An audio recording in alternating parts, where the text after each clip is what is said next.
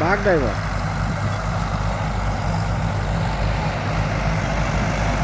বাঘ প্রতিবন্ধী বাঘ।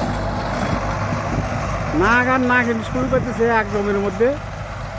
এই দেখেন আপনারা, চাষ সুন্দর চাষ করতেছে, মাঝে জমিওয়ালা। নাগ আর এই যে নাগিনী, এই যে বাহ, খুব সুন্দর। আর একটা বাঘ আছে এই যে এখানে, তারপরে আরেকটা আছে, এটা দেখেন।